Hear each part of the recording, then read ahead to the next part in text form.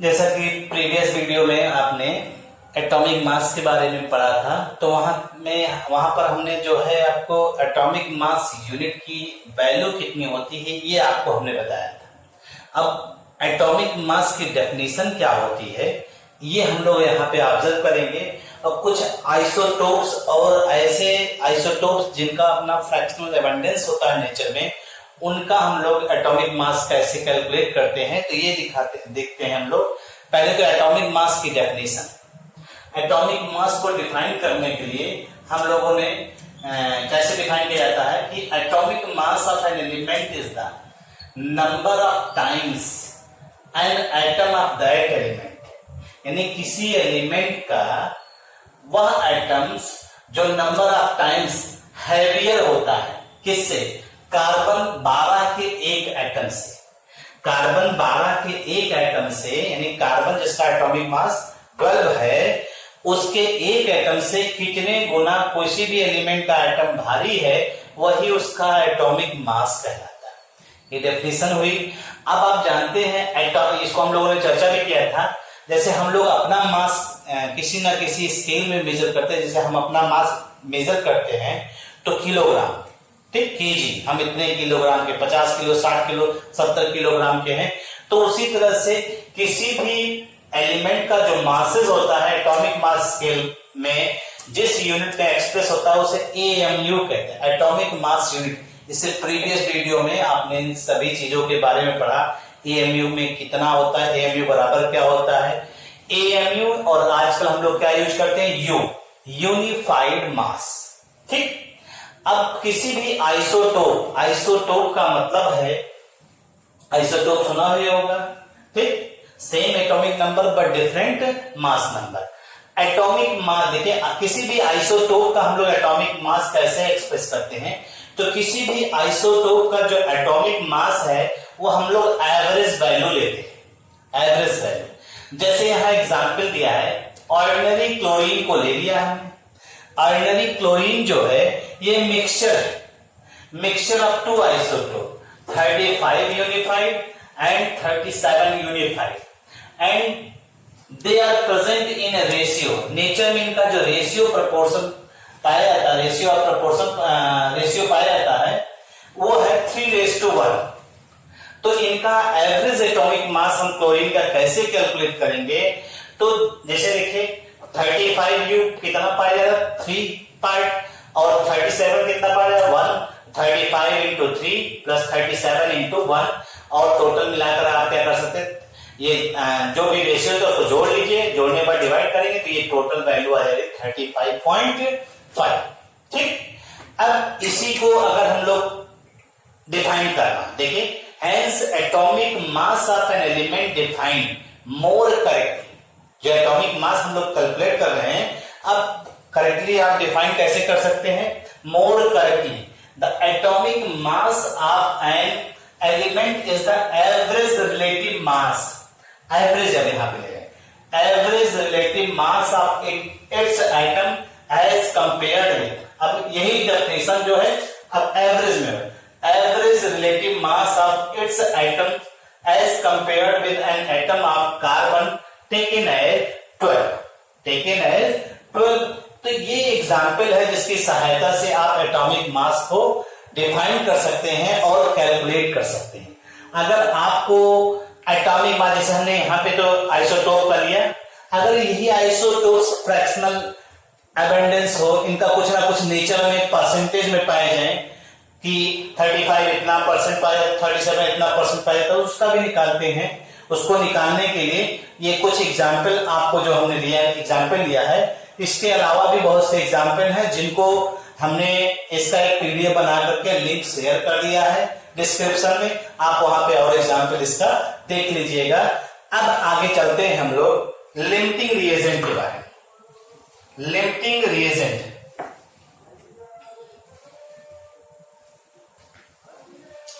Limiting reagent,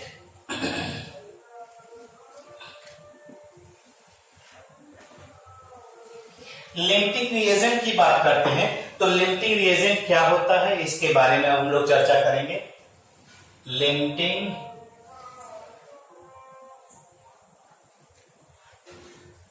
reagent. Limiting reagent की बात कर रहे हैं, तो लिमिटिंग रिएजेंट नाम से ही पता चल रहा है लिमिट करना, रिएक्शन को लिमिट करने की बात होती है। ठीक, बहुत से केमिकल रिएक्शन आप ऑब्जर्व करते हैं, रिएक्शन में रिएक्टेंट बहुत ज्यादा क्वांटिटी में होते हैं, लेकिन उनकी सर्टेन अमाउंट ही रिएक्शन में पार्टिसिपेट करता है। तो कुछ का अमाउंट जितना प्रेजेंट रहता है उतना कंज्यूम हो जाता है, और कुछ का अमाउंट रिएक्शन के उपरांत यानी रिएक्शन के बाद भी बचा रहता है। ऐसे रिएजेंट जो किसी भी केमिकल रिएक्शन में फर्स्ट ऑफ ऑल यूटिलाइज हो जाए, कंप्लीटली कंज्यूम हो जाए, ऐसे रिएजेंट को हम लोग क्या कहते हैं, लिमिटिंग रिएजेंट। हमने क्या कहा, बहुत से केमिकल रिएक्शन तमाम तरह के रिएजेंट पाए जाते हैं, और उन रिएजेंट्स में कुछ का अमाउंट बहुत ज्यादा होता है, कुछ का अमाउंट कम होता है, और यह भी होता है कि कुछ रिएक्टेंट रिएक्शन में पार्टिसिपेट करते हैं, कुछ रिएजेंट वैसे बचे रहते हैं। तो जो रिएजेंट किसी भी रिएक्शन में फर्स्ट ऑफ ऑल यूटिलाइज हो जाए, उसी को हम लोग क्या कहते हैं, लिमिटिंग रिएजेंट, यानी reagent used first in a chemical reaction, in a chemical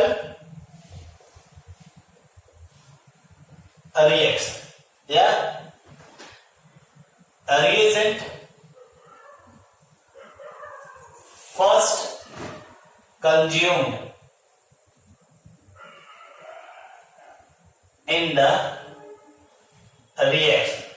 ऐसे रिएजेंट जो पहले कंज्यूम होते हैं रिएक्शन में, उसी को आप लिमिटिंग रिएजेंट कहते हैं। ठीक, और आप जानते हैं कुछ ऐसे भी रिएजेंट होते हैं जो रिएक्शन कंप्लीट होने के बाद अनरिएक्टेड रहते हैं, यानी एक्सेस अमाउंट में रहते हैं। ऐसे रिएजेंट को हम लोग क्या कहते हैं, एक्सेस रिएजेंट। मतलब जो केमिकल रिएक्शन कंप्लीट हो, और केमिकल रिएक्शन कंप्लीट होने के बाद अगर रिएजेंट का अमाउंट रिएक्शन के दौरान बचा हुआ है, तो ऐसे रिएजेंट को हम लोग क्या कहते हैं, एक्सेस रिएजेंट। यानी reagent which remains after the reaction, the reagent which remains after the reaction called excess reagent। ऐसे रिएजेंट को हम लोग एक्सेस रिएजेंट कहते हैं। एग्जाम्पल देखिए, जैसे लिमिटिंग रिएजेंट का, लिमिटिंग रिएजेंट का एक एग्जाम्पल लेते हैं। सपोज करिए H2 का 2 मोल ऑक्सीजन के 2 मोल से अगर रिएक्शन करे तो ये बना रहा है 2H2 लिक्विड।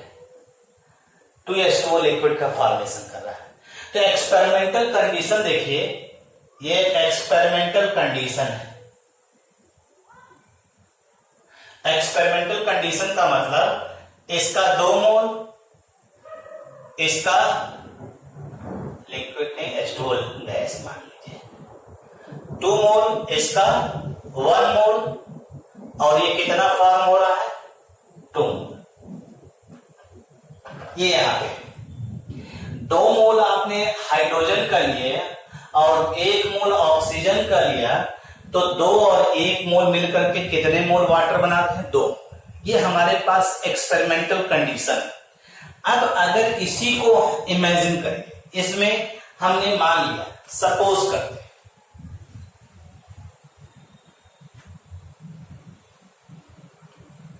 सपोज करिए इसको 2 मोल ले रहे हैं, इसको भी 2 मोल ले रहे हैं, और ये 2 मोल बनेगा। कैसे हम लोग जान रहे हैं इस बात को, जैसे हमें तो इस एक्सपेरिमेंटल कंडीशन से मालूम ये है ही है कि 2 मोल वाटर के फॉर्मेशन के लिए 2 मोल हाइड्रोजन चाहिए और 1 मोल ऑक्सीजन चाहिए। 1 मोल ऑक्सीजन और 2 मोल ऑक्सीजन के मिलने पर 2 मोल हाइड्रोजन H2O का फॉर्मेशन होगा। ये एक बैलेंस केमिकल रिएक्शन है और इसी आधार पे हम इस चीज को ऑब्जर्व कर रहे हैं। तो हमने एक कंडीशन मान लिया, अपनी तरफ से एक कंडीशन ले लिया कि सपोज करिए अगर यही जो है हाइड्रोजन का 2 मोल ले लें, ऑक्सीजन का 1-2 मोल ले लें और वाटर का फॉर्मेशन कितना हो रहा है 2 मोल। तो 2 मोल वाटर के लिए हमें 2 मोल हाइड्रोजन चाहिए और 1 मोल ऑक्सीजन चाहिए। तो हमारे पास ऑक्सीजन तो 2 मोल है ना, 1 ही मोल कंज्यूम होगा और 1 मोल आपका क्या रहेगा, बचा रहेगा। 1 मोल जो इसका रिमेनिंग पार्ट है वही क्या हो जाएगा, एक्सेस रिएजेंट। उसी को हम लोग कहेंगे एक्सेस रिएजेंट, यानी आपका ये एक्सेस रिएजेंट हो गया। और 2 मोल के लिए 2 मोल हाइड्रोजन चाहिए, तो यहां पे ये क्या हो गया, लिमिटिंग रिएजेंट।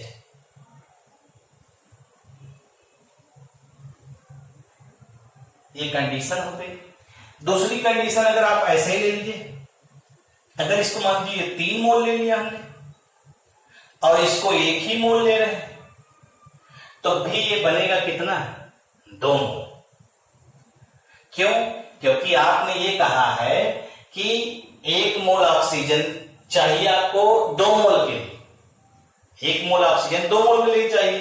तो यहाँ पे 1 मोल तो आपको पास है, लेकिन हाइड्रोजन का अमाउंट क्या हो गया, ज्यादा, क्योंकि 2 मोल वाटर के फॉर्मेशन के लिए हमें 2 मोल हाइड्रोजन चाहिए। तो ये यहाँ पे क्या हो जाएगा, इस केस में ये एक्सेस रिएजेंट और ये लिमिटिंग रिएजेंट हो जाएगा।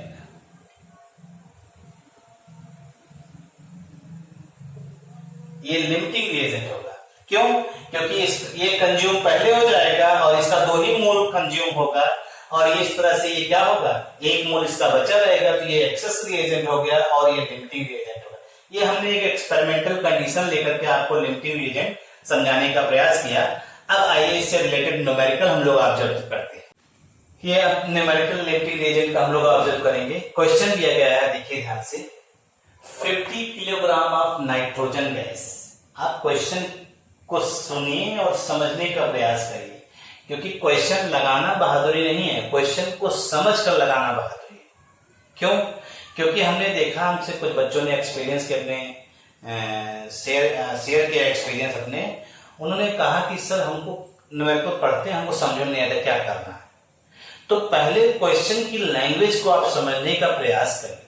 क्वेश्चन कह क्या रहा है, क्या उसमें पूछा जा रहा है, क्या गिवन है। जब तक आप गिवन नहीं लिखेंगे आपको आइडिया होगा ही नहीं क्या चीज यहाँ पे अप्लाई होने वाला है।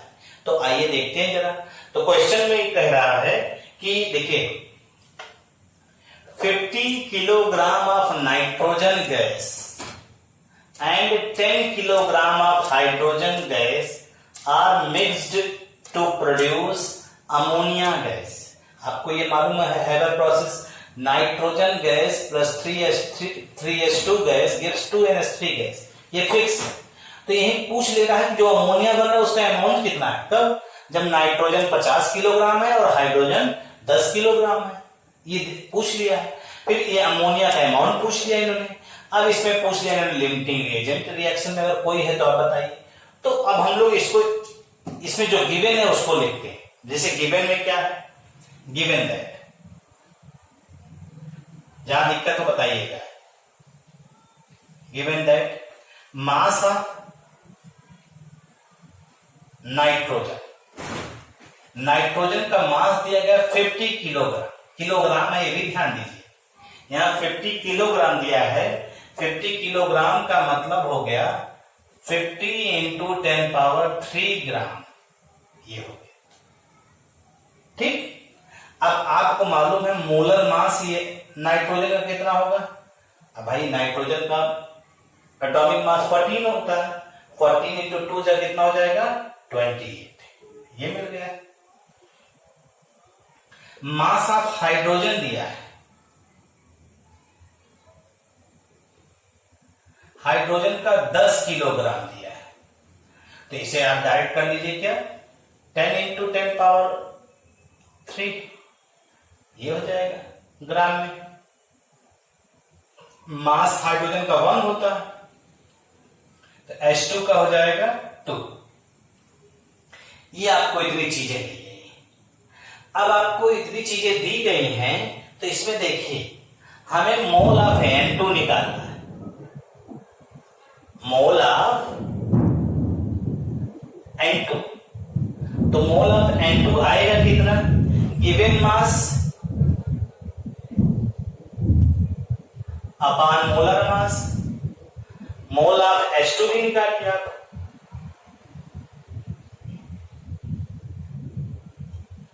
मास अपॉन मोलर मास।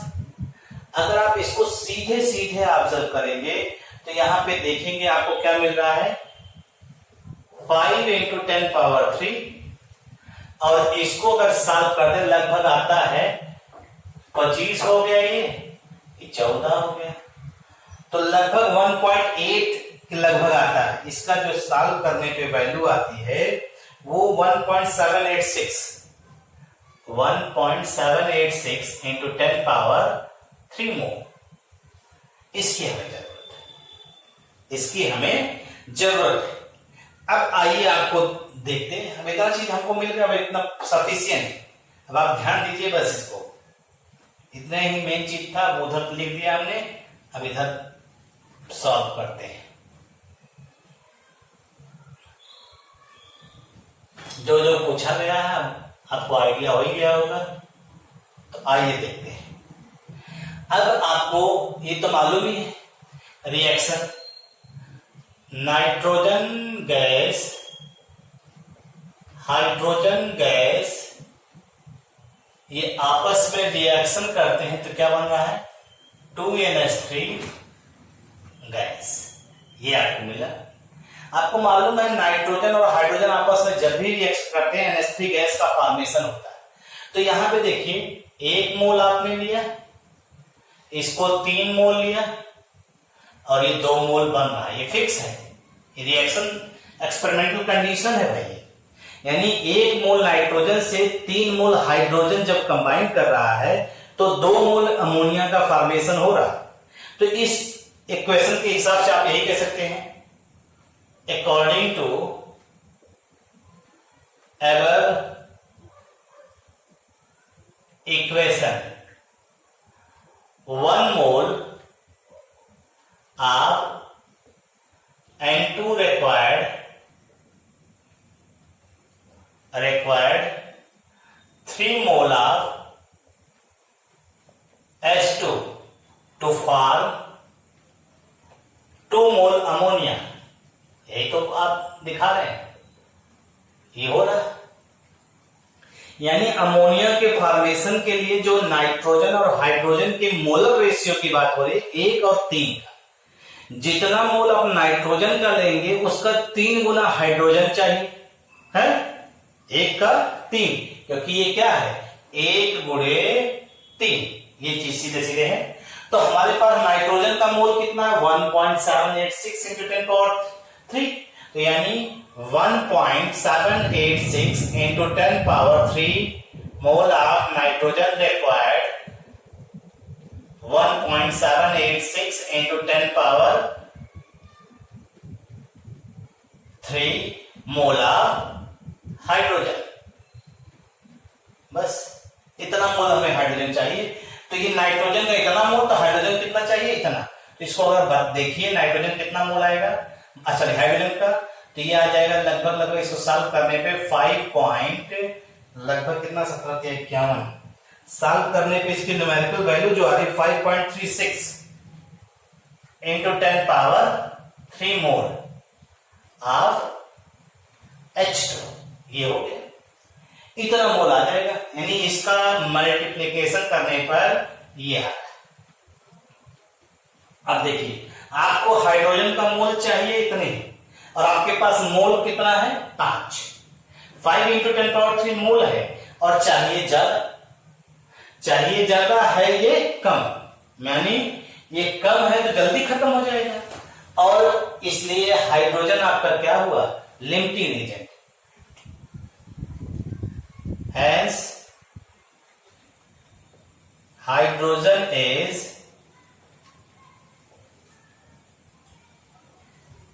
Limiting reagent. फिर समझ लीजिए इस बात को, हमने आपसे कहा हमें हाइड्रोजन का इतने मोल नाइट्रोजन से रिएक्शन करने के लिए 1.786 into 10 power 3 mole of nitrogen से रिएक्ट करने के लिए हमें 5.36 into 10 power 3 mole of hydrogen चाहिए, और हमारे पास मोल है कितने हाइड्रोजन के, 5 इंटू 10 पावर 3।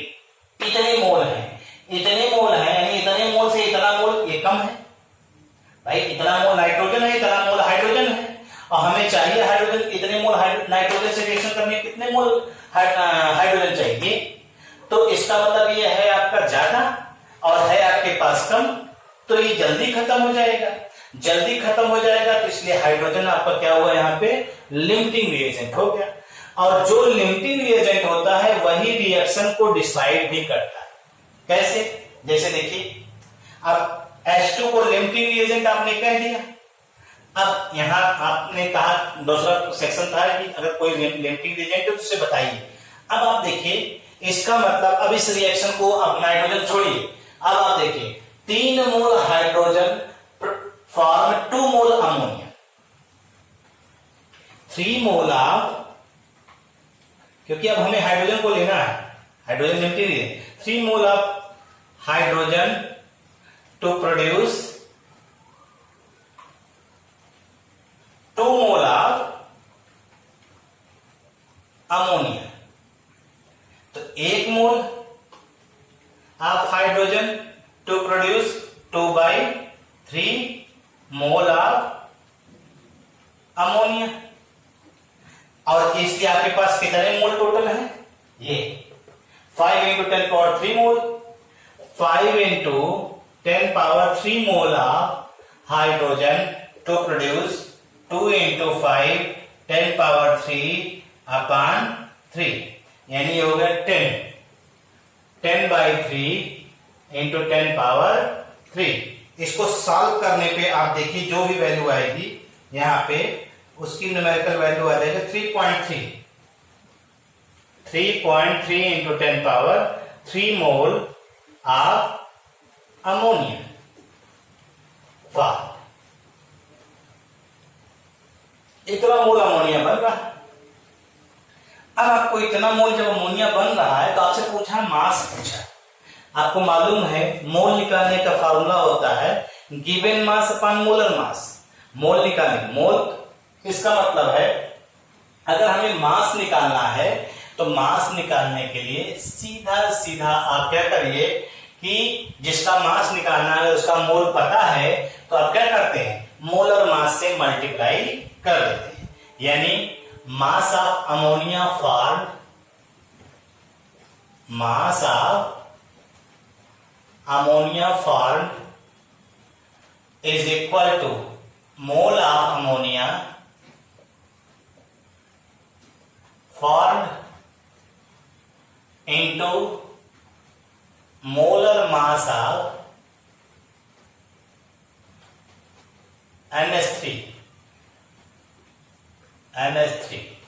ठीक है भाई, तो अगर इसी चीज को आप लेते हैं तो ये आ जाता 3.3 इंटू 10 पावर 3, और ये हो जाएगा 17। अमोनिया का मोलर मास होता 17। तो अगर आप इसको सॉल्व करेंगे 156 इंटू 10 पावर 3 ग्राम या 56.1 किलोग्राम, ये आपका जो है बन गया आंसर, यही हो गया, ये आपका आंसर हो गया। इस तरह से लिमिटिंग रिएजेंट के क्वेश्चन दिए गए हैं, आप उसको सॉल्व करिए। और अगर पिछली बार तो सिलेबस में लिमिटिंग रिएजेंट के बारे में लोग बता रहे थे नहीं है, लेकिन अब जो कि आपके टेक्स्ट बुक में इससे रिलेटेड क्वेश्चन है तो हमने जो है इससे रिलेटेड चीजें आपको बता दिया है, आप इसको पढ़िए। और ये सम बेसिक कॉन्सेप्ट चैप्टर का बाकी सारी चीजें आपकी ये खत्म होती है। और आज का जो मैटर है न्यूमेरिकल का तो नहीं, लिमिटिंग रिएजेंट तक का जो मैटर है वो हमने PDF अपने लिंक में जो है लिंक डिस्क्रिप्शन में लिंक लगा दिया है। अगर आप उसका मैटर देखना चाहें तो लिंक को देख करके लिंक से जो है आप मैटर को देख सकते हैं। Thank you.